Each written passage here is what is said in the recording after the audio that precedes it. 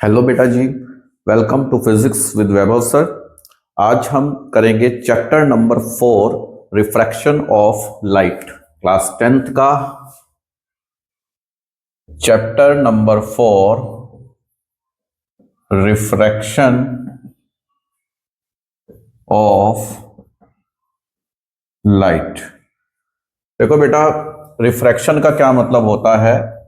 जब कोई लाइट की रे एक मीडियम से दूसरे मीडियम में जाती है, सपोज एक ट्रांसपेरेंट मीडियम है एयर, दूसरा ट्रांसपेरेंट मीडियम है वाटर या ग्लास। तो जब लाइट की रे एयर से ग्लास या वाटर में जाती है तो अपने पाथ से थोड़ा बेंट हो जाती है, ठीक है ना। सीधी जाती हुई रे थोड़ा सा बेंट हो जाना रिफ्रैक्शन कहलाता है लाइट का। किस तरह से हम इसको रिप्रेजेंट करते हैं। अच्छा, इसको रिप्रेजेंट करने से पहले एक बात पहले समझें कि जब एक मीडियम से दूसरे मीडियम में ले जाती है तो सिर्फ रिफ्रैक्शन नहीं होता, रिफ्लेक्शन भी होता है। तो सबसे पहले हम करते हैं partial reflection, partial reflection and refraction through a surface. Partial reflection and refraction किस तरह से होता है। इसमें तीन कंडीशन है, तीन केस हैं। केस नंबर वन है when light pass from rarer to denser medium. जब लाइट की ray rarer to denser medium में जाती है। अब जैसे कि ये सरफेस मैंने बनाई, रिफ्रैक्टिंग सरफेस, इस सरफेस से ऊपर ऊपर मान लेते हैं एयर है, और इस सरफेस से नीचे ग्लास है या वाटर, ग्लास आप मान लेते हैं, ठीक है। तो लाइट की रे एयर से ग्लास में जा रही है। ये हमने क्या किया, ये इंसिडेंट रे है जो कि सरफेस पर टकराई। इसको हम नेम दे देते हैं ए ओ। ए ओ क्या है, इंसिडेंट रे। और ये रे जो है सरफेस पर पड़ रही है एयर से ग्लास। तो यहां पर जो है हम इसमें एक परपेंडिकुलर लाइन बनाएंगे इस पॉइंट पर, जिस पॉइंट को हम कहते हैं पॉइंट ऑफ इंसिडेंस, जहां पे रे पड़ती है। और इस परपेंडिकुलर लाइन को हम बोलते हैं नॉर्मल। नॉर्मल। और ये क्या कहलाती है, एओ, इंसिडेंट रे। और नॉर्मल और इंसिडेंट रे के बीच का एंगल होता है एंगल ऑफ इंसिडेंस, ठीक है बेटा। तो ये आप सारी चीजें इसमें ध्यान रखेंगे। अब जब लाइट की रे रेयरर से डेंसर में जाती है तो कुछ पार्ट तो रे का रिफ्लेक्ट हो जाता है, उसी पाथ में चला जाता है। ओ बी मान लेते हैं, ओ बी रिफ्लेक्टेड रे है।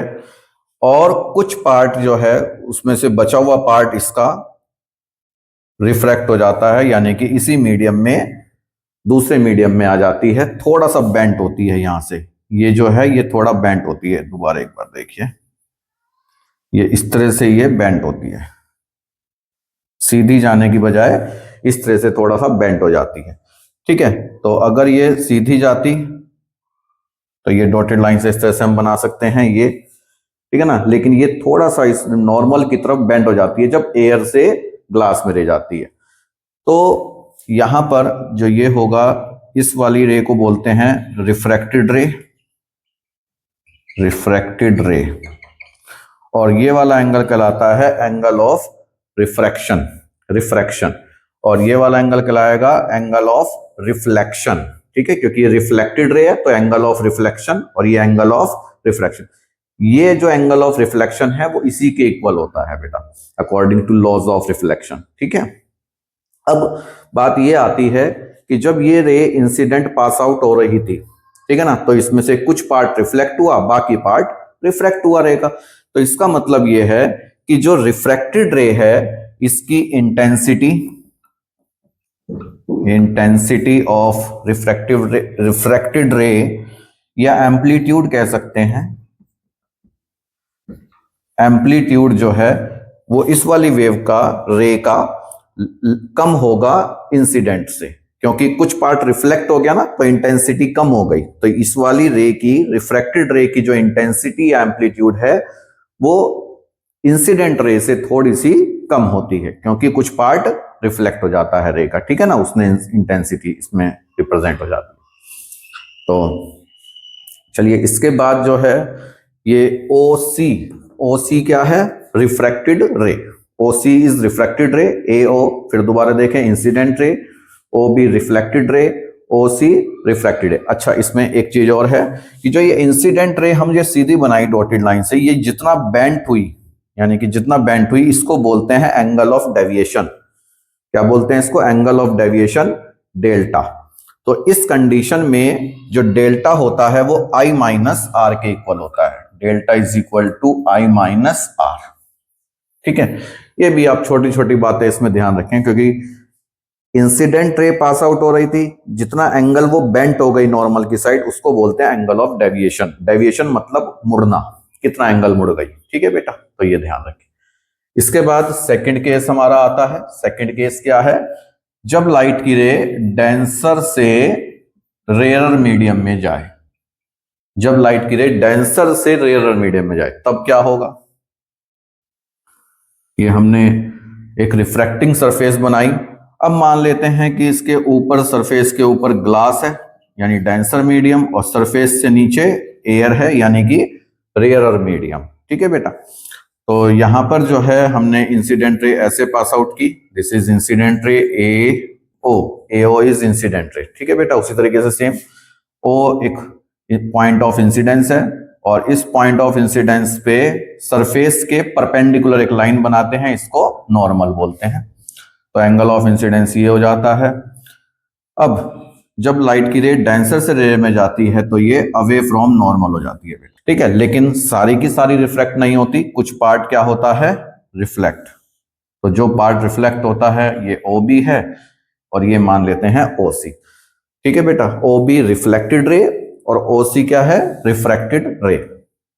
तो यहां पर ये वाला एंगल पूरा क्या होता है? Angle of refraction. अब इस कंडीशन में डेल्टा क्या होगा? देखिए, यानी कि एंगल ऑफ डेविएशन, ये इंसिडेंट रे थी, ये हमने सीधी ऐसे बनाई। ठीक है, तो कितना एंगल इंसिडेंट रे से मुड़ गई, ये वाला एंगल, ये एंगल क्या कहलाएगा? Angle of deviation, delta. ठीक है, यहां पर जो डेल्टा होता है वो किसके इक्वल होगा? डेल्टा, डेल्टा इक्वल होगा आर माइनस आई के। है बेटा, आर माइनस आई के। यहां पे डेल्टा की वैल्यू किसके इक्वल होगी? आर माइनस आई के, क्योंकि ये आई है। अब ये वर्टिकल अपोजिट से यहां तक आएंगे, ये वाला एंगल भी आई होगा। ठीक है ना, तो डेल्टा इज इक्वल टू पूरे आर में से आई माइनस करके आ जाता है। नोट कीजिए। Next third case is when light रे, इंसिडेंट लाइट रे पासिस नॉर्मली। जब लाइट की रे नॉर्मली पास करें, उसमें क्या था? रेयर से डेंसर पास कर रहे थे या डेंसर से रेयर। अब कैसे पास करेंगे रे? नॉर्मली। अब ये सरफेस है कोई रिफ्रैक्टिंग सरफेस, अब इसमें ये रे जो है परपेंडिकुलर पास आउट कर रहे हैं, चाहे यहां पे एयर हो और ये ग्लास हो, और चाहे यहां ग्लास हो यहां एयर हो। जब नॉर्मली रे पास होती है तो बिना डेविएट हुए सीधी निकल जाती है। ठीक है बेटा, तो ये ए ओ इंसिडेंट रे और ओ बी रिफ्रैक्टेड रे हो जाती है यहां पे। इस कंडीशन में एंगल ऑफ इंसिडेंस की वैल्यू 0, तो एंगल ऑफ रिफ्रैक्शन भी क्या होता है? 0। ठीक है बेटा, एंगल ऑफ इंसिडेंस, क्योंकि इंसिडेंट रे भी यही है, नॉर्मल भी यही है, दोनों के बीच का एंगल 0। ऐसे ही रिफ्रैक्टेड रे भी यही है, नॉर्मल भी यही है, तो ये। ठीक है बेटा, तो ये ध्यान रखें। नेक्स्ट टॉपिक है आपका cause of refraction of light. Refraction किस कारण से होता है? रिफ्रैक्शन होता है जब कोई लाइट की रे रेयरर मीडियम से डेंसर मीडियम में जाती है, तब स्पीड लाइट की चेंज हो जाती है। ठीक है ना, मतलब स्पीड डिक्रीज हो जाती है। जब रेयर से डेंसर में जाती है तो स्पीड चेंज होने की वजह से रिफ्रैक्शन होता है। तो क्या लिखेंगे? Due to change in speed of light. Light की स्पीड जो है वो चेंज हो जाती है एक मीडियम से दूसरे मीडियम में जाने पर, इस वजह से क्या होता है? रिफ्रैक्शन। जब लाइट की रे रेयरर से डेंसर में जाती है तो स्पीड डिक्रीज हो जाती है, जब लाइट की रे डेंसर से रेयरर में जाती है तो स्पीड इंक्रीज हो जाती है। तो इसी बेसिस पर एक टर्म है कि तीन चीजें हैं, एक है स्पीड या वेलोसिटी ऑफ लाइट, एक है वेवलेंथ या वेवलेंथ ऑफ लाइट, और एक चीज होती है फ्रीक्वेंसी ऑफ लाइट। तो ये तीन चीजें कैसे डिपेंड करती हैं जब लाइट की रे एक मीडियम से दूसरे मीडियम में जाती है। तो जब लाइट की रे रेयरर से डेंसर में जाती है, रेयरर से डेंसर मीडियम में जाती है, तो क्या होता है रेयर से डेंसर मीडियम में जाने पे वेलोसिटी डिक्रीज होती है, वेलोसिटी डिक्रीज होती है, कम हो जाती है। अभी आपको बताया था जब रेयर से डेंसर में जाती है तो वेलोसिटी डिक्रीज हो जाती है, तो वो नॉर्मल की तरफ बेंट होती है। और जब डेंसर से रेयरर में जाती है, डेंसर से रेयरर मीडियम में जाती है, तो वेलोसिटी इंक्रीज हो जाती है, इसलिए अवे फ्रॉम नॉर्मल हो जाती है। ठीक है बेटा, तो ये आप ध्यान रखते हैं। और इसके बाद वेवलेंथ। अब वेवलेंथ क्या होता है, v इज इक्वल टू होता है फॉर्मूला एफ लैम्डा, यानी कि वेलोसिटी और वेवलेंथ में रिलेशन है, एफ फ्रीक्वेंसी है, लैम्डा वेवलेंथ है। और एक बात और ध्यान रखते हैं कि जब रेयरर से डेंसर मीडियम में या डेंसर से रेयर में जाती है तो फ्रीक्वेंसी में कोई चेंज नहीं आता, नो चेंज, यानी कि फ्रीक्वेंसी कांस्टेंट रहती है, सिर्फ फ्रीक्वेंसी कांस्टेंट रहती है बेटा जी। ठीक है, फ्रीक्वेंसी कांस्टेंट रहती है, वेलोसिटी चेंज हो जाती है, फ्रीक्वेंसी कांस्टेंट रहती है।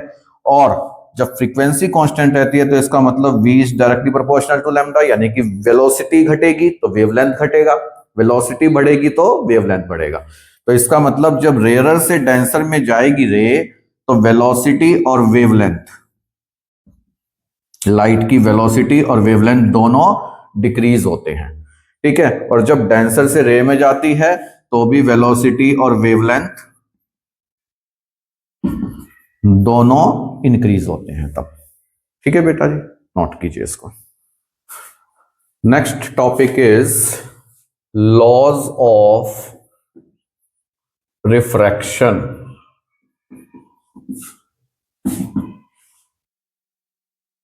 लॉज ऑफ रिफ्रैक्शन क्या होता है? Laws of refraction, there are two laws of refraction.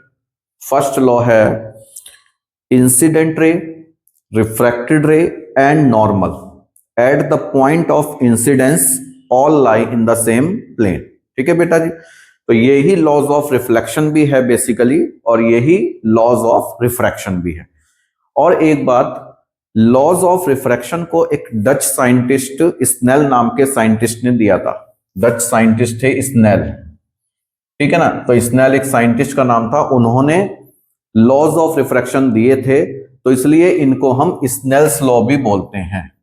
ये भी बात आप ध्यान रखेंगे, लॉज ऑफ रिफ्रैक्शन को क्या बोलते हैं? Snell's law. तो पहला आपको बताया incident ray, refracted ray and normal at the point of incidence all lie in the same plane. Second है the ratio of sine of angle of incidence to the sine of angle of refraction is constant, और ये constant होता है 1μ2 and this constant is called refractive index. 1μ2 क्या है? Refractive index of medium 2 with respect to medium 1। 2 का refractive index 1 के respect में, that means जब लाइट की रे एक मीडियम से दूसरे मीडियम में जाती है, ये 1 मीडियम, ये 2 मीडियम, तो इससे इसमें जाती है, मान लेते हैं ये रेयरर है, ये डेंसर है, और ये नॉर्मल की तरफ बेंड हो जाती है, तब इस कंडीशन में साइन आई और साइन आर की रेशो कांस्टेंट होती है। ठीक है बेटा जी, ये आप इसमें ध्यान रखेंगे। इसके बाद जो है रिफ्रैक्टिव इंडेक्स है, next topic refractive index. Basically, refractive index of second medium with respect to first medium is equal to the ratio of sine of angle of incidence to the sine of angle of refraction. इसी को second law को ही हम refractive index की definition भी लिख सकते हैं। और भी रिफ्रैक्टिव इंडेक्स के फॉर्मूले हैं स्पीड ऑफ लाइट की टर्म में। ये खाली अगर म्यू लिखते हैं तो इसको बोलते हैं एब्सोल्यूट रिफ्रैक्टिव इंडेक्स। क्या बोलते हैं? Absolute refractive index. Absolute refractive index जो होता है वो एयर या वैक्यूम की टर्म में होता है। एब्सोल्यूट रिफ्रैक्टिव इंडेक्स एयर या वैक्यूम की टर्म में, तो इसका फॉर्मूला होता है C अपॉन V। C का मतलब है speed of light in air और वैक्यूम, और V का मतलब है speed of light in medium. ठीक है बेटा। इसके बाद 1μ2 का और फॉर्मूला है वेलोसिटी की टर्म में, that is the V1 upon V2। This is also the refractive index of medium 2 with respect to medium 1। जैसे ये मीडियम 1 से 2 में रे जा रही है, तो इस मीडियम का रिफ्रैक्टिव इंडेक्स इसकी रेस्पेक्ट में क्या है? 1μ2। मीडियम 1 में स्पीड ऑफ लाइट है V1, मीडियम 2 में स्पीड ऑफ लाइट है V2। ठीक है बेटा। इसको रिफ्रैक्टिव इंडेक्स की टर्म में भी लिख सकते हैं। 1μ2 इज इक्वल टू होता है μ2 अपॉन μ1। ये भी आप एक फॉर्मूला रिफ्रैक्टिव इंडेक्स का ध्यान रखेंगे। सेकंड मीडियम का refractive index with respect to first medium is equal to second का रिफ्रैक्टिव इंडेक्स अपॉन फर्स्ट का रिफ्रैक्टिव इंडेक्स। किसकी रेस्पेक्ट में है? ये एयर या वैक्यूम की, और ये भी एयर या वैक्यूम। देखो बेटा, रिफ्रैक्टिव इंडेक्स की मिनिमम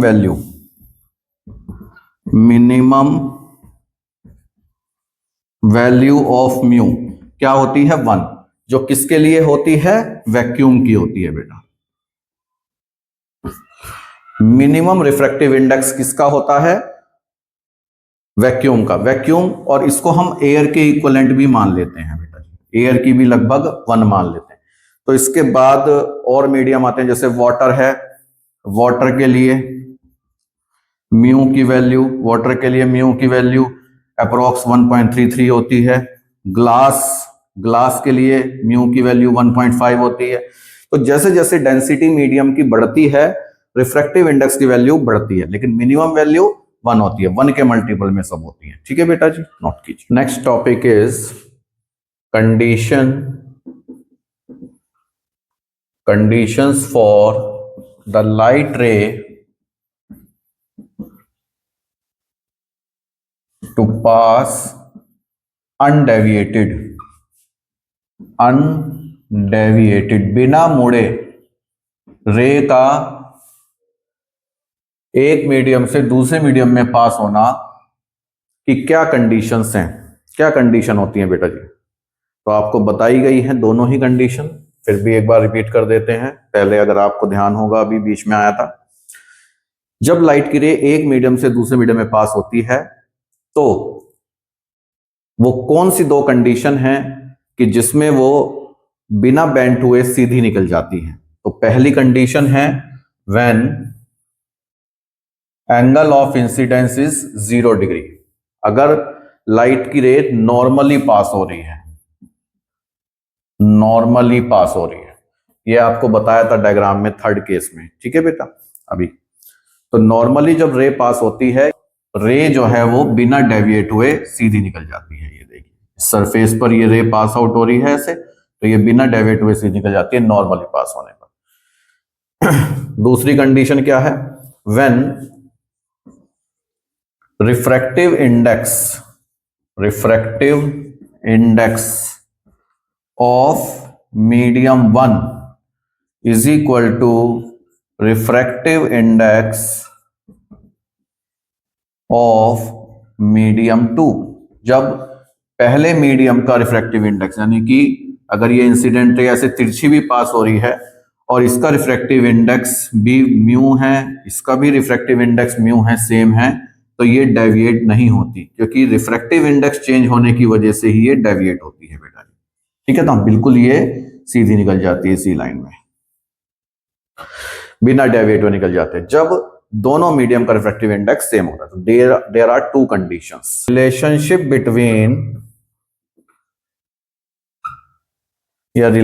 बिटवीन